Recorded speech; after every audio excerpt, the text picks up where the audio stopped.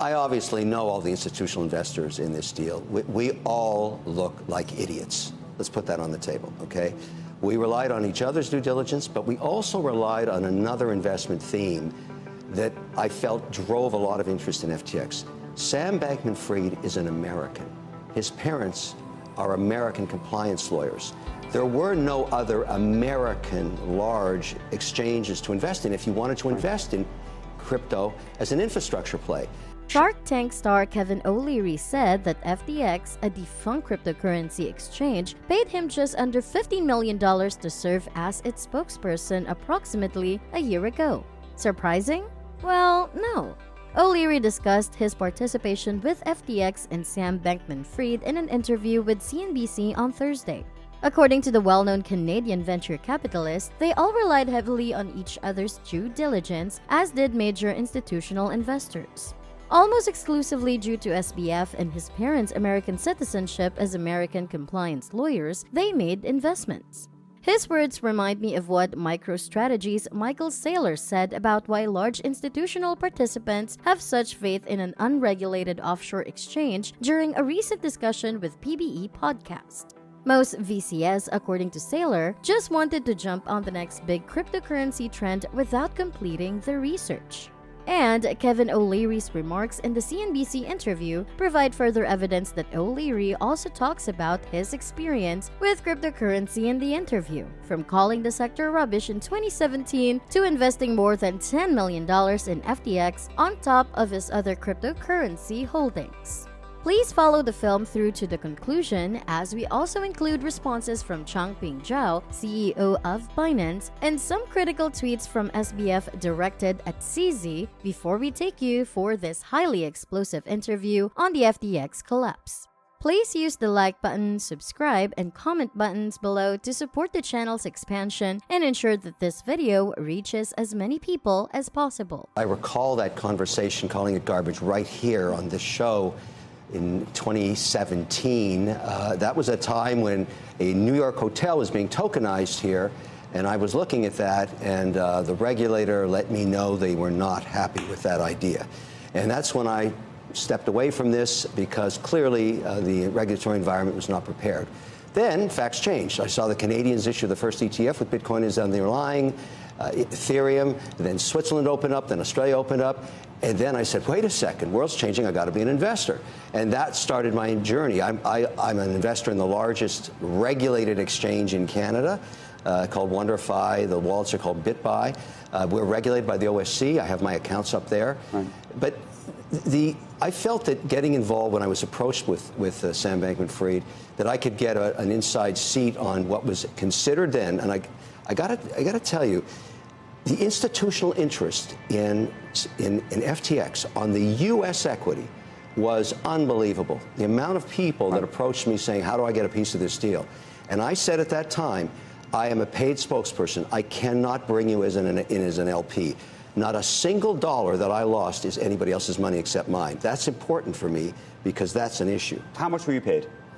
Total deal was just under $15 million, all in, including a bunch of agents that I had to pay because I needed SAG-AFTRA release to be able to do commercials for it, and when I did that.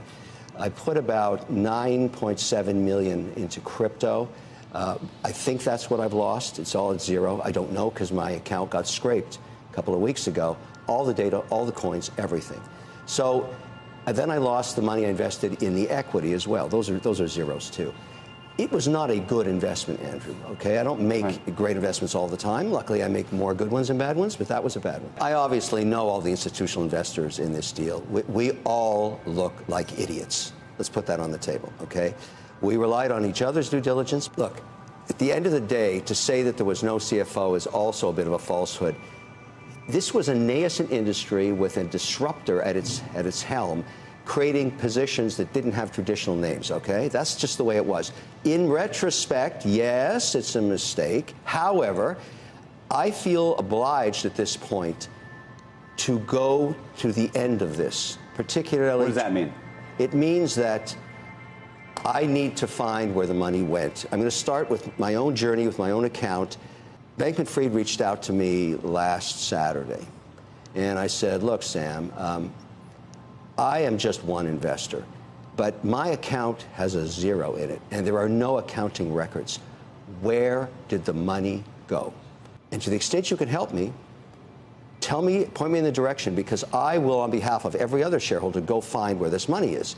The next day we talked for over an hour, and he walked me through his scenario, and I learned a lot. Now, Sorry? What did you learn? I learned, first of all, I said, what was the large drawdown of your capital? Where did the cash go? One of the biggest uses of cash was to buy back his shares from Binance, which owns 20% of his exchange. And the reason he had to do that, according to him, was that every time they applied for a license anywhere, the Know Your Client got jammed up with Binance, where the ownership is opaque. And he had to buy it back. That cost him a lot. Couple of $1 billion. But do you think that he was taking customer funds to do that? Yeah. Did he take that money from customers to get it? Well, the only way to answer that question, and I told him, and he agreed. I said, look, Sam, you start this journey with me, and wherever the chips fall, that's on you. Because, we're talking about this. I'm going to pursue it. I agreed last night when Pat Toomey called me to sit on that committee next week.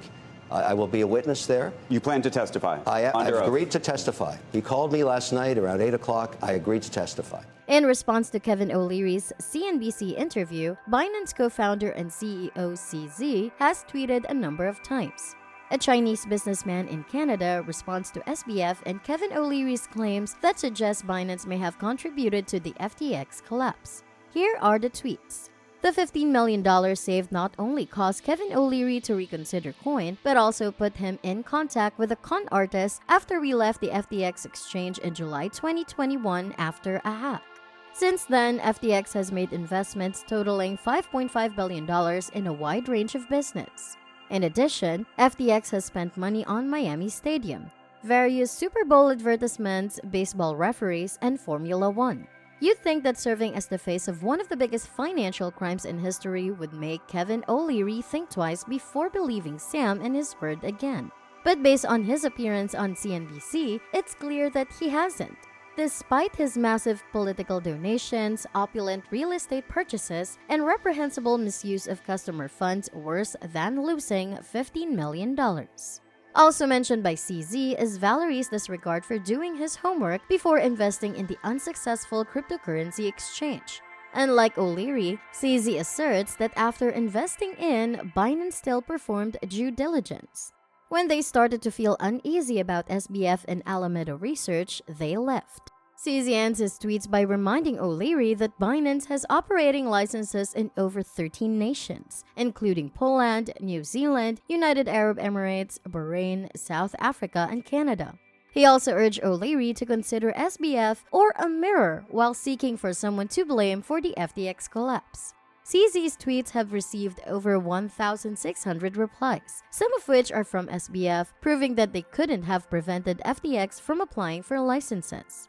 According to his tweet, quote, "You won, CZ. There's no need to lie now about the buyout. We initiated conversations around buying you out, and I decided to do it because it was important for our business. And while I was frustrated with your negotiation tactics, I chose to still do it. Moreover, you threatened to walk at the last minute if we didn't kick in an extra $75 million. We did it anyway because this just made us feel more confident. We didn't want diamonds on our cap table, but again, none of this is necessary. You won." In continuation with this tweet, he writes, quote, "Among other things, as you know, you didn't even have the rights to pull out as an investor unless we chose to buy you out. Much of the tokens were still locked." And CZ sees these replies to those allegations replying, "You can't force us to sell if we don't want to. We have the veto right to block any further fundraising you are doing. Never used or mentioned it was never a competition or fight no one won. Don't try to tell your friends to focus on us, focus on yourself. You should have learned that by now." Please leave your views, opinions, and observations in the comment section below. What do you think about these contentious exchanges between the trios O'Leary and SBF? Additionally, make sure you enjoy this video, subscribe to the channel, and view other films about cryptocurrencies.